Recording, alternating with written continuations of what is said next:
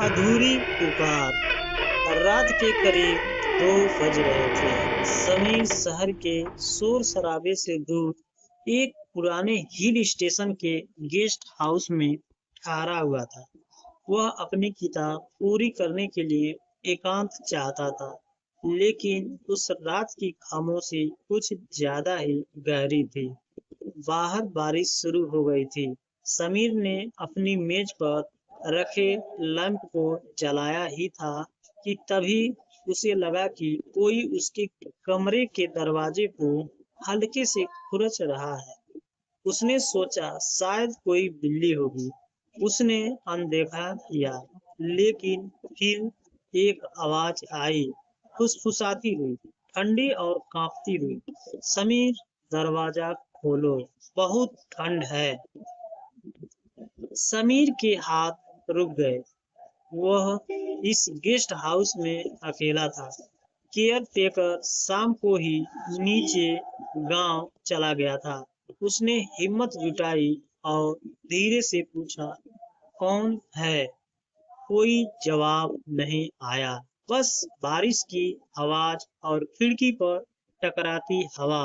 समीर जैसे ही दोबारा बैठने लगा, वही आवाज फिर आई, इस बार खिड़की के ठीक पीछे से।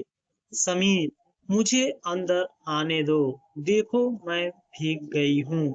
समीर का दिल तेजी से धड़कने लगा। उसने खिड़की का पर्दा थोड़ा सा हटाया।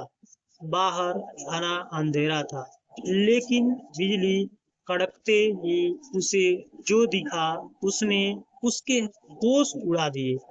खिड़की के बाहर कोई बालकनी नहीं थी, सिर्फ 100 फीट गहरी खाई थी और उस खाली हवा में एक चेहरा लटका हुआ था, जिसके बाल गीले थे और आंखें पूरी तरह सफेद। वह औरत उसे देखकर मुस्कुराई और अपना हाथ कांच पर रखा। उसका हाथ कांच के अंदर से निकलता हुआ महसूस हो रहा था। समीर पीछे हटा और भागकर कमरे के मुख्य दरवाजे की तरफ गया।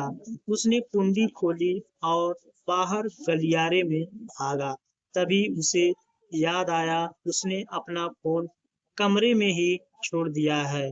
वह मुड़ा, लेकिन कमरा अब वहां नहीं था। वहां सिर्फ एक लंबी अंतहीन दीवार थी। पीछे से फिर वही ठंडी फुसफुसाहट सुनाई दी, शुक्रिया समीर, अब मैं अंदर हूँ और तुम बाहर। समीर ने जैसे ही पीछे देखा, उसे महसूस हुआ कि उसके पैर जमीन पर नहीं है।